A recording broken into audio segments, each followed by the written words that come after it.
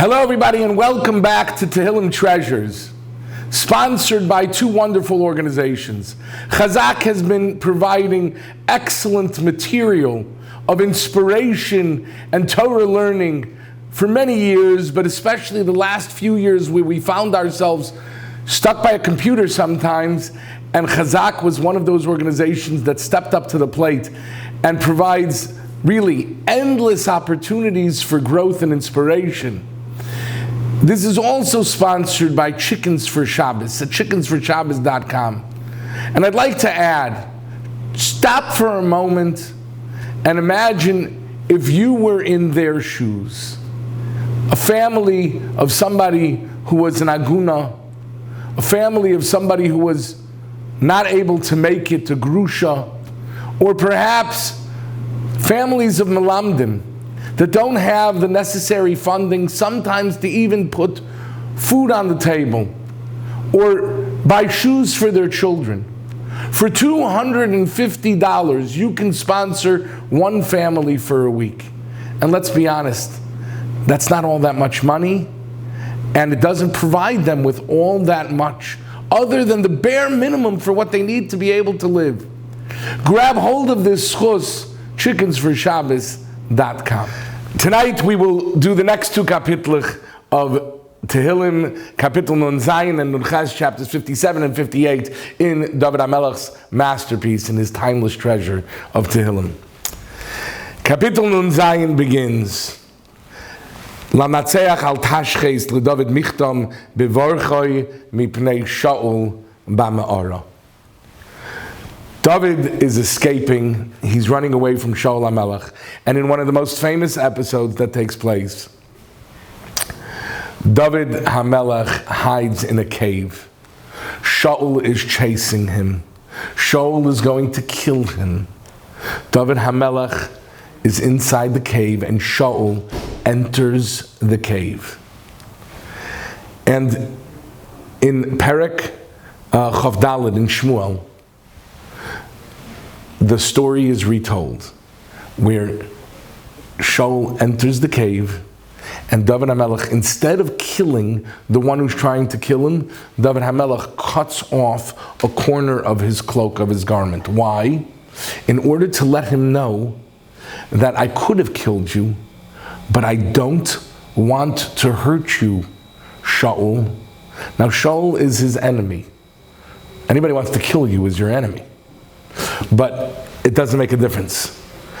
David HaMelech davens, Choneni Elokim, Choneni, favor me, Hashem, favor me. And Rashi explains he davened for two things. Hashem, please make sure that I don't get killed, and please make sure that I don't hurt or kill Shaul either. The great ones are as afraid of hurting someone else as they are of being hurt. And that is what this kapitel is about. Again, we always try to bring it down to everyday life. We all want to make sure that we're safe and secure, and nobody wants to get hurt. But are we as concerned with hurting others or with not hurting others as we are to make sure that we have each our own personal safety and security? From here you see the greatness of David HaMelech. David HaMelech is one of those. There's a gewaldige Maisa that's told, and the story is told over with the different tzaddikim and rabbanim. I heard it told over with the Talzerah of Rabbi Yechiel Spero, Zecher Tzadik v'Kodesh Livracha, Hashem Yimkam Damai, Hashem should avenge his blood. And it was right when the German guard was beating the Talzerah, who would ultimately be beaten to death. And he said to him, now do you admit? Now do you realize that the Jewish people are worthless and the German people will be victorious? And the Talzerah responded, as long as we are the ones being beaten and not the ones that are beating, we will always be the victors. We must worry if chas v'shalom we are ever the ones that are hurting others. That's the way great tzaddikim are. The hallmark of a Yid is to make sure that we do not hurt other people, that we do not torment other people, that we do not chide or bother other people. Hopefully we don't get hurt ourselves, but that is secondary. There's a story that is told about Lieutenant Birnbaum. And the story is one of the most emotional stories in the book. The book is remarkable. It's about an American young man. His name was Meyer Birnbaum, and Lieutenant Birnbaum, as he was known, was a soldier in World War II, and he helped liberate the camps while he was in the army, and he witnessed incredible atrocities, and he saw what the camps and what the world looked like when the Jewish people were nearly annihilated some 80 years ago. And there is one story that he tells over. When he walked in to one of the camps, it was the entrance of Ardruf. Ardruf was near Buchenwald. And he walked into one of the barracks, and he saw lying on bare wooden slats. There was a Polish Yid who was 30 to 35 years old, and a 16-year-old Hungarian Bacher. And he tried to speak to them, he tried to help them, and it looked like they were going to die. Nobody wanted to talk in those days. But these Jews were crying so much they had no more tears to shed. But this young boy told them a story. And the story was prefaced with a request. He begged Lieutenant Birnbaum, teach me how to do tshuva. Tshuva. What do you possibly need to do tshuva for? What do you have? Mamash, a skeleton of a boy. He was skin and bones. Who knows what he had suffered through and endured. He told him, you don't need to do tshuva. You've been through Gehenna. You've been cleansed many times over. And he said, no. I need to do tshuva. And he said, Ich will ton tshuva. I want to do tshuva over and over and over. And he said, tell me, why do you need to do tshuva? And he says, I'll tell you the story. 2 months ago, one of the prisoners escaped. No one even knew if he was a Jew or not. We were so caught up in our survival that we didn't even bother to find out the name of the person next to us in the bunk. The guards realized that there was no way of knowing who he was, since the roll call was by number and not by name. But the commandant was furious, and he demanded to know the identity of the escapee. No one could give any information. And he says, the commandant decided to play a sadistic game. He said, if there's any pairs of brothers, or a father and son, step forward. And we were terrified. What if we didn't step forward? We had to listen to him. So we stepped forward. My father and I. And they placed a noose around my father's neck. And they put him on a stool under the gallows. Once the noose was around, the commandant took out his gun and he said, if either you or your father doesn't tell me who the escapee was, I'm going to kick the stool. He says, better yet, you are going to kick the stool. And my father told me, kick the stool. And I said, Zorg ich nicht, don't worry, Dati. Don't worry, Father, I'm not going to kick the stool. And he said, my son, he has a gun to your head. If you don't kick the stool, he's going to kill both of us. Kick the stool. And he says, I'm not going to do it, Father. It's kibbud of aim. I'm not going to do it. I didn't forget about the mitzvah of kibbud of aim. I'm not going to do it. I'm not going to kick the stool. He says, I'm ordering you to kick the stool. He says, Nein, Tata, nein. And in the hysterics, my father said, my last command to you is to kick the stool. And he said, I was so frightened and confused after hearing my father scream. I kicked the stool. I kicked the stool. And my father's head snapped. And the boy went silent. And he looked up and he said, so tell me, do I have to do tshuva? You know, as Yidden, that might be one of the saddest stories I've ever heard. As Yidden, we never want to hurt anybody. Sadly, there have been tragedies such as this one, where unfortunately, people who loved each other so much, more than life itself, they ended up hurting people. They ended up hurting each other. We can't control those stories. But what we can control is, we have to do everything within our power, just like David HaMelech, to never, chas v'shalom, hurt another person, if we can control it. Because more than anything, that was David HaMelech's tefillah. Choneini elikim choneini. Help me, Rabbeinu Shalom.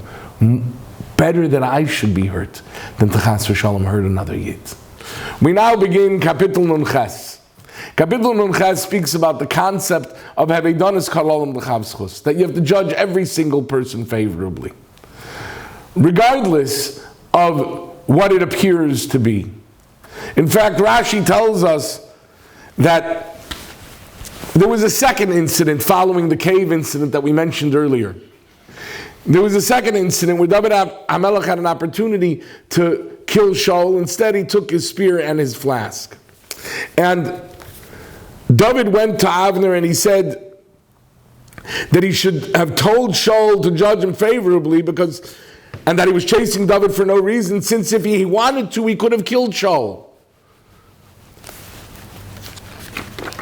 You know, we have so many opportunities to judge people favorably, to look at one incident in a manner where, look at it in a favorable manner for that person.